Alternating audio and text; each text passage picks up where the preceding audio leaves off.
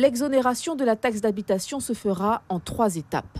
Cette année, moins 30% sur cet impôt pour les contribuables concernés. L'an prochain, en 2019, leur taxe d'habitation diminuera de 65% et en 2020, elle sera totalement supprimée pour certains foyers. Justement, qui est concerné?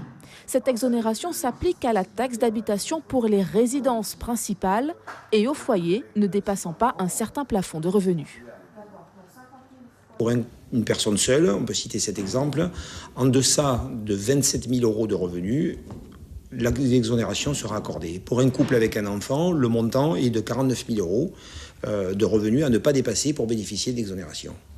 En Guyane, comme dans le reste de la France, l'État annonce que la taxe d'habitation sera supprimée pour 80% des contribuables d'ici à 2020.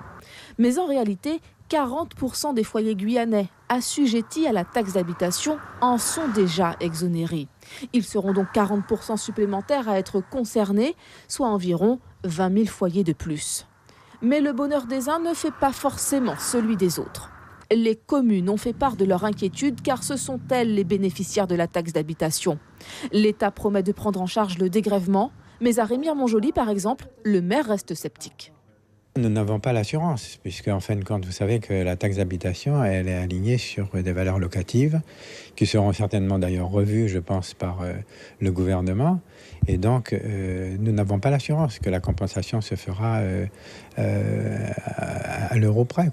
Emmanuel Macron envisage même d'étendre la suppression de la taxe d'habitation à tous les foyers. Où l'État trouvera-t-il les moyens de compenser le manque à gagner ? En 2020, l'exonération de la taxe d'habitation pour 80% des foyers devrait lui coûter 10 milliards d'euros.